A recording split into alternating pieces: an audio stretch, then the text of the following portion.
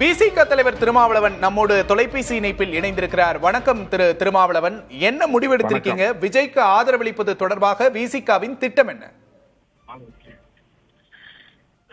ஏற்கனவே நான் இது குறித்து சொல்லி இருக்கிறேன். நாங்கள் உயர்நிலைக்குழு கூட்டத்தை கூட்டி முடிவெடுப்பதாக உள்ளோம். விஜய் அவர்கள் ஒரு ஆதரவு கேட்டு கடிதம் அனுப்பியிருக்கிறார். அந்த கடிதம் தொடர்பாகவும் அடுத்த கட்ட அரசியல் நடவடிக்கைகள் குறித்தும் முன்னணி பொறுப்பாளர்களோடு கலந்தாய்வு செய்ய இருக்கிறோம். ஓரிரு நாட்களில் கூடி பேசி எங்கள் முடிவை அறிவிப்போம். திமுக தலைவருடனான உங்களோட சந்திப்பு முக்கியத்துவம் பெறுது. என்ன பேசப்பட்டது? என்ன மாதிரியான விஷயங்களை அவர் உங்ககிட்ட பகிர்ந்துகிட்டார்? வழக்கமான ஒரு சந்திப்பு தான், மரியாதை நிமித்தமான சந்திப்பு தான். அதே வேளையில் நடந்து முடிந்த தேர்தல் முடிவுகள் குறித்து எங்களுடைய கருத்துக்களை பகிர்ந்து கொண்டோம். எங்கள் தொகுதிகளில் நடந்தவற்றையும் நாங்கள் பகிர்ந்து கொண்டோம். எப்படி வாக்குகள் சிதறின, சிறுபான்மையினருடைய வாக்குகள் எந்த அளவுக்கு நமக்கு கிடைத்தது என்று நாங்கள் தொகுதி வாரியாக எங்களுடைய கருத்துக்களை பகிர்ந்து கொண்டோம். இது ஒரு மரியாதை நிமித்தமான சந்திப்பு தான்.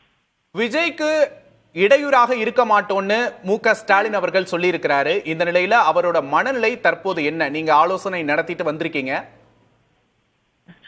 இல்ல, மக்கள் ஒரு தீர்ப்பை வழங்கி இருக்கிறார்கள். அதன்படி அவர் ஆட்சி அமைப்பதற்கு ஆளுநரை சந்தித்து கோரியிருக்கிறார். அவருக்கு நாம் எந்த வகையிலும் இடையூறாக இருக்க மாட்டோம் என்று திமுக சார்பில் அவர் கருத்து கூறியிருக்கிறார். அதே போல் நாங்களும் அந்த கருத்தை ஏற்கிறோம். அந்த அடிப்படையில் தான் எங்கள் கருத்துக்களையும் நாங்கள் சொல்லியிருக்கிறோம். அதாவது அவர் பதவி ஏற்பதில், முதலமைச்சராக பொறுப்பு ஏற்பதில் நமக்கு எந்த சிக்கலும் இல்லை, நெருடலும் இல்லை. இன்னொரு விஷயமும் பேசப்படுது. திமுக அதிமுக இணைந்து கூட்டணி ஆட்சி அமைக்க போறாங்க அப்படிங்கிற பேச்சும் இருக்கு. இதை எப்படி பாக்குறீங்க? இதுக்கு சாத்தியம் இருக்கா? இது வெளியில பேசப்படுகிற ஒரு செய்தியாகத்தான் இருக்கிறது. இது குறித்து ஆதாரபூர்வமான தகவல்கள் எதுவும் நமக்கு இல்லை. ஆகவே இதன் மீது மேற்கொண்டு கருத்து சொல்வதற்கு எதுவும் இல்லை. விஜய்க்கு ஆளுநர் இன்னும் அழைப்பு விடுக்காதது குறித்து நீங்க பேசியிருக்கீங்க, இந்திய கம்யூனிஸ்ட் கட்சி பேசியிருக்காங்க. இன்னும் திமுக அதிமுக தரப்புல இருந்து இது தொடர்பான எந்த எதிர்வினையும் நம்மளால பார்க்க முடியல. என்ன காரணம் நினைக்கிறீங்க? திமுக அதிமுகவோட நிலைப்பாடு என்ன? இது குறித்து திமுக அதிமுக தான் கருத்து சொல்ல வேண்டும். எங்களை பொறுத்தவரையில் அரசமைப்பு சட்டத்தின்படி ஆளுநர் இயங்க வேண்டும். அவருக்கு ஒரு நெருக்கடியை, அரசியல் நெருக்கடியை தருவதற்கு பாஜக முயற்சிக்கிறதோ என்ற ஐயத்தை எழுப்புகிறது. என்ன வகையான நெருக்கடியை விஜய்க்கு தரப்போகிறார்கள் என்று தெரியவில்லை. ஆனால் தமிழ்நாட்டு அரசியலில் ஒரு குழப்பத்தை ஏற்படுத்தும் சூழல் தெரிகிறது. அல்லது அவரை பதவியேற்க விடாமல் தடுத்து ஆளுநர் ஆட்சியை, ஜனாதிபதி ஆட்சியை கொண்டு வருவதற்கு முயற்சிக்கிறார்களோ என்ற சந்தேகமும் எழுகிறது. அப்படி ஒரு நிலை ஏற்பட்டுவிடக் கூடாது. மீண்டும் ஒரு தேர்தல் வருவதோ அல்லது குடியரசுத் தலைவர் ஆட்சியை இங்கு அமைப்பதோ ஏற்புடையதல்ல. ஜனநாயகத்தை மதிக்க வேண்டும். மக்கள் என்ன தீர்ப்பளித்திருக்கிறார்களோ அதனை நடைமுறைப்படுத்த வேண்டும். இதுதான் ஆளுநருக்குள்ள அரசமைப்பு சட்ட கடமையாகும். ஆகவே அதைத்தான் நாங்கள் வலியுறுத்துகிறோம். காங்கிரஸ் தாவேகா கூட்டணி அமைஞ்சதுதான் இதுக்கு காரணம் நினைக்கிறீங்களா? அப்படியும் சிந்திக்க தோன்றுகிறது. காங்கிரஸ் நல்லெண்ணத்தின் அடிப்படையில் அந்த ஆதரவை நல்கி இருந்தாலும் கூட காங்கிரஸோடு விஜய் கொண்டிருக்கிற அந்த உறவை பாஜகவினர் ரசிக்கவில்லை. அதை எதிராக பார்க்கிறார்கள். இன்னும் சொல்ல போனால் ஆத்திரத்தோடு அணுகுகிறார்கள். அதனுடைய விளைவுதான் அவருக்கு தரப்பட்டிருந்த பாதுகாப்பு திரும்ப பெறப்பட்டிருக்கிறது. மேலும் அவர் மீது வழக்குகளை போடுவதற்கும் முயற்சிப்பதாக தெரிகிறது. கரூர் தொடர்பான வழக்காக அது இருக்கும் என்றும் சொல்லப்படுகிறது.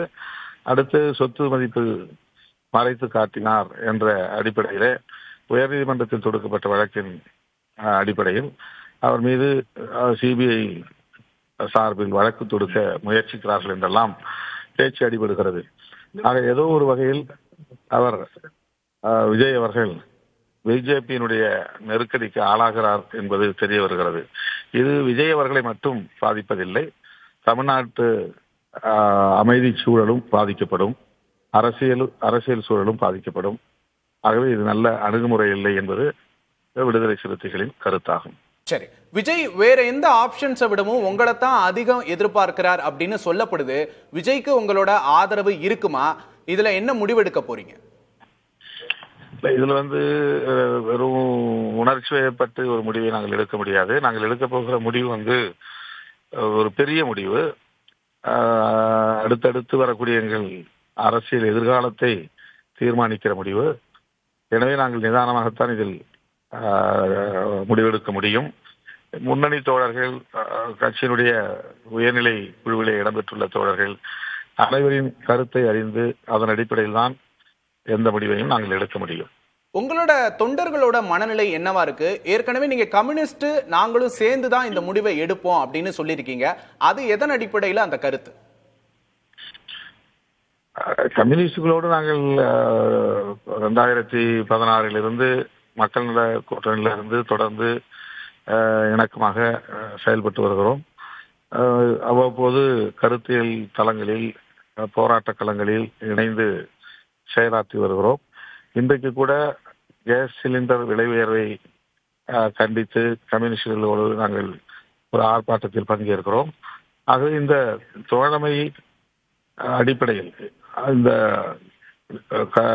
அரசியல் நெருக்கடியான சூழலில் அவர்கள் என்ன முடிவெடுக்கிறார்கள் என்பதையும் நாங்கள் பொறுத்திருந்து பார்க்க வேண்டிய கடமையில் இருக்கிறோம். எனவே கம்யூனிஸ்டுகள் என்ன முடிவெடுக்கிறார்கள் என்பதை பார்த்து விடுதலை சிறுத்தைகள் அதனை ஒட்டி முடிவெடுக்கலாம் என்றும் எண்ணி இருக்கிறோம். கம்யூனிஸ்டுகள் என்ன முடிவெடுக்கலாம் அப்படின்னு பார்க்கலாம் அப்படின்னு சொல்றீங்க. கேரளால கம்யூனிஸ்டுகளும் காங்கிரசும் எதிர் துருவங்களாக இருக்கக்கூடியவர்கள் இங்க இணைந்து செயல்படுவார்கள், தாவேகாவோட ஒரு கூட்டணியில ஒன்னா இருப்பாங்க அப்படின்னு எதிர்பார்க்க முடியுமா? இதை கடந்த காலங்களில் அப்படித்தானே காங்கிரஸோட இணைஞ்சிருந்தாங்க. தாவேகாவோடங்கிறத விட்டுங்க, காங்கிரஸோட இணைஞ்சிருந்திருக்காங்க. அவங்க கேரளாவில் எதிர் அரசியல் செய்தாலும் கூட தமிழ்நாட்டை பொறுத்தவரையில் இந்தியா பிளாக்ல காங்கிரஸ் இருந்தாங்க, கம்யூனிஸ்டுகள் இருந்தாங்க. தமிழ்நாடு அரசியல் நிலைப்பாடு என்பது வேறு, பிற மாநிலங்களில் கையாளுகிற நிலைப்பாடுகள் என்பது வேறு. கம்யூனிஸ்டுகள் எதிர்கால நலன்களை கருத்தில் கொண்டு அவருடைய உயர்நிலை மாநில குழுவிலே பேசி முடிவெடுக்க இருப்பதாக அறிவித்திருக்கிறார்கள். ஆகவே அவர்களோடு எங்களுடைய தோழமை தொடரும் வகையில் இணைந்து முடிவெடுக்கவே நாங்கள் விரும்புகிறோம். இணைப்புல உங்களோட கருத்துக்களை பகிர்ந்துள்ளமைக்கு நன்றி திரு திருமாவளவன். நன்றி.